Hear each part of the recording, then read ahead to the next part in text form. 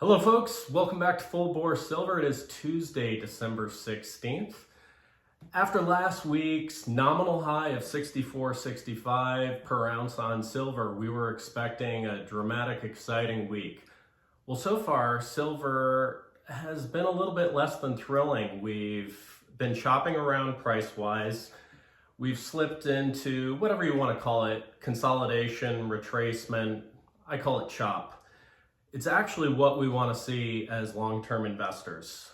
Nothing can go up in a straight line. It's more of a ladder movement. So right now we are building a coiling spring for a possibly explosive move. And there are some underlying tells right now in the metals markets, in the silver markets, that could point to just such a dramatic move. Now I noticed last night, between the physical and the futures markets, we slipped into backwardation again. Basically meaning that futures buyers put more of a premium on immediate delivery of physical silver than they do paying that contango premium for the promise of silver months and months in the future. They want it now. India wants it now. China wants it now. Industry wants it now. Military wants it now. Silver is at a deficit. It's in a 5-year deficit.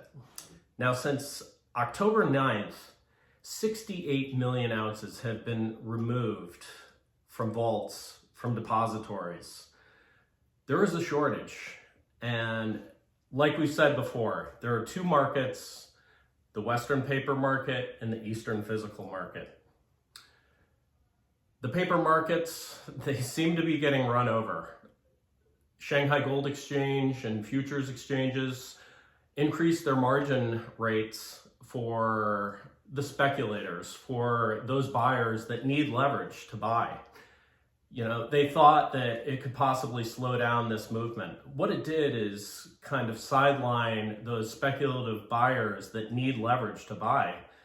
Huge countries, China, billionaires, central banks, major banks like JP Morgan, they don't need margin to buy. So demand didn't dip, demand has been steady. And every time they try to bust this down, like last night, I think it was in the matter of like a half an hour, the price slipped $2, came right back up. So that was exciting.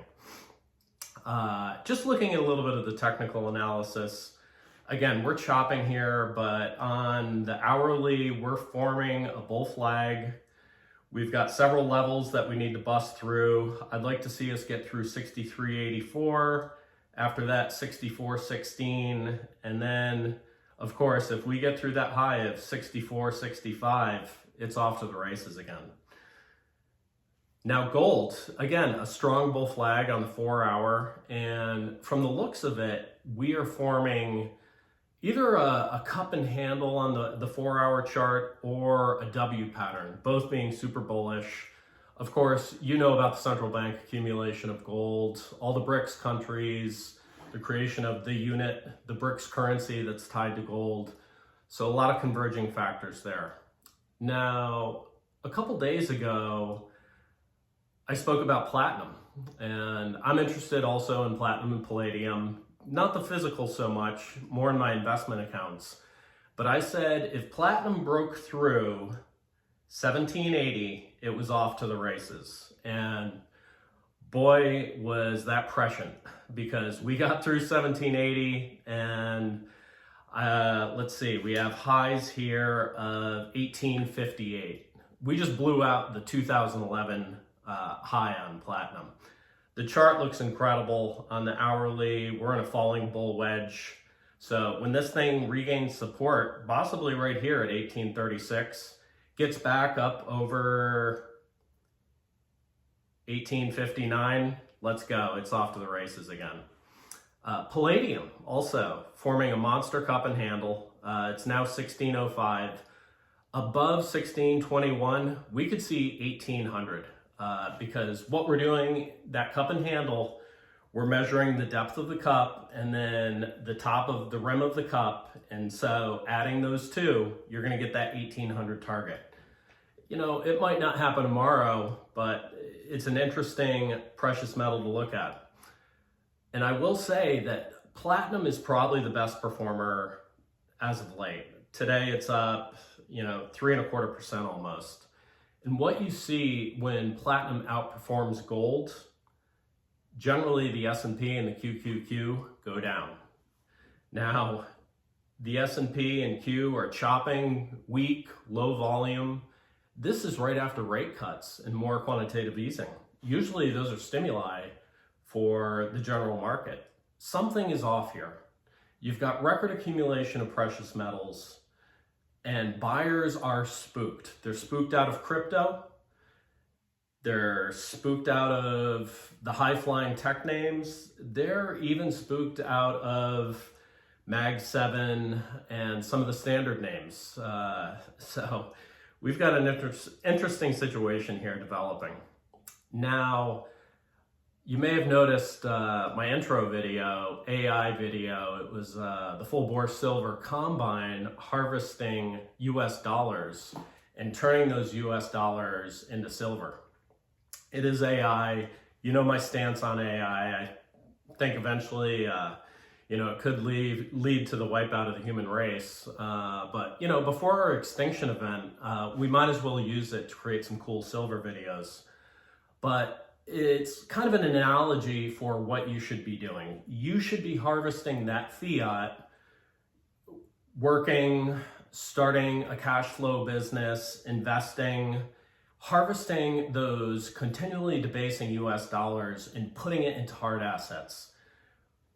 This is what I'm doing. Not financial advice, but I am harvesting those dollars any way I can, that fiat that's constantly going down. And I am putting that into additional silver on these pullbacks. Now, the US dollar is down 10% this year.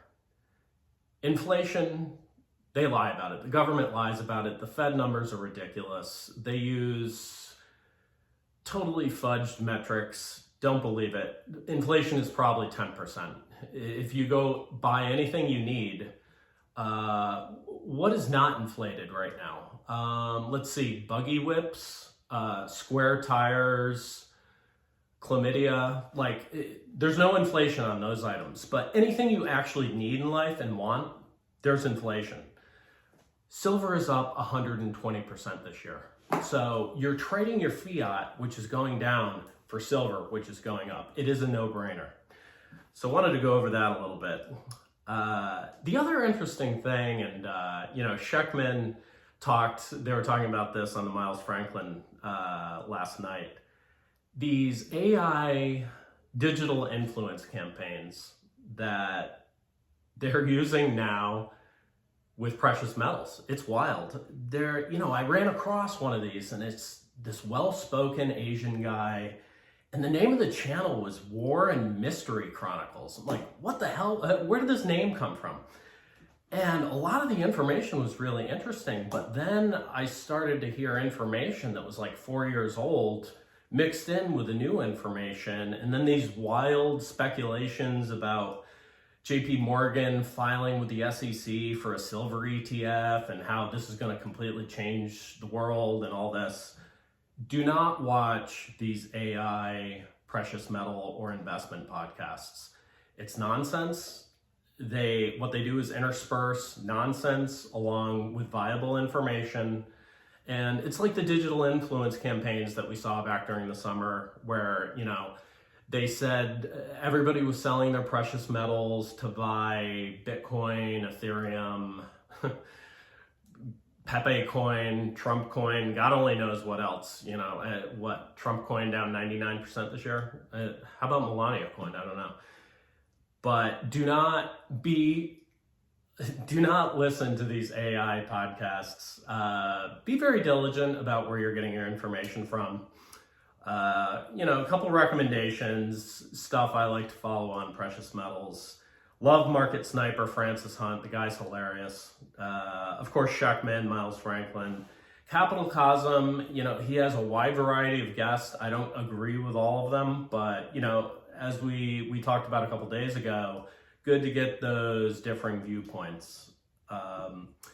Liberty Finance, Sprott has a good podcast. I like the Sprott funds, palladium, platinum, blah, blah, blah. Michael Oliver, of course, guy's Nostradamus in terms of silver. And Defining Value does a lot of technical analysis, which I appreciate. He's super bullish on oil, energy companies. Not so sure about that, but I like his take on platinum and silver, gold, some of the rest of it. And also some of his financial takes resonate with stuff that I hear from Jeremiah Babe, who's another fantastic follow. Pull in the reins a little bit, save your fiat, transfer it into the precious metals. If you have $1 million, it doesn't mean you have to run out and buy 5 Ferraris and a yacht. Like, that is not financial health. So, also bald guy money, guy's really nerdy and really knows his stuff. Of course, my dear friend Aaron over at Texas Silver, you have to listen to him. He's got to cut a few more podcasts. He's got to get the frequency up a little bit, but that guy is a wealth of knowledge. And as far as I'm concerned, the best investment advisor in Central Texas. So go listen to him. Another interesting news bit, I see that Peter Schiff, the gold bug, is going to be on Tucker Carlson. Tucker just had Chris Olson on. Tucker just formed Battalion Metals. He's getting into the metals game. It seems like he's doing it the right way. Scheckman vouched for Chris Olson, so, I'll take it. I'm going to stick with SD, Texas Precious Metals. Monument's been treating me right as of late. But, man, this reaches a huge audience of very wealthy boomers that are probably heavily invested in the high-flying NVIDIAs and Oracles, which kind of brings me to my last point. Man, Oracle, since September, from $335 to $181 a share. Larry Ellison, the big dog at Oracle, he is completely tied in with the administration. How is this company dumping? Why? Because Wall Street always has sort of a premonition as to what's going to happen. The entire guidance and basis of Oracle and NVIDIA and a lot of these AI-centric companies now is this build-out and expansion of AI. Oracle has $248 billion in lease commitments for AI and data centers. How are they going to power these things? We're already in an energy deficit in Texas. How are they going to cool all these servers? We're in a water deficit. We're in like a continual drought in Texas. Oh, you need a conductive metal to build out these data centers? Oh, just go buy silver. Well, we're in a 5-year deficit and the market has gone up 120% this year. So, hey, to reach their projections, we talked about it a couple days ago. This country makes 1,350 gigawatts a year. To reach these projections, we're going to need at least 1,800 gigawatts by 2030. We're not building any nuclear power plants. We can't even fix the damn bridge in Baltimore. What are we doing here in this country? We need some sort of leadership. We need infrastructure. The damn highway system was built in the 40s and 50s. We have bridges collapsing. This is ridiculous. So nobody's going to convince me that this AI thing is going to remain on track.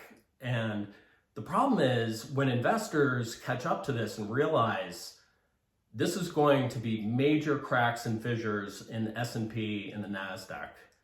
I don't want to be around and be a bag holder for that knife drop.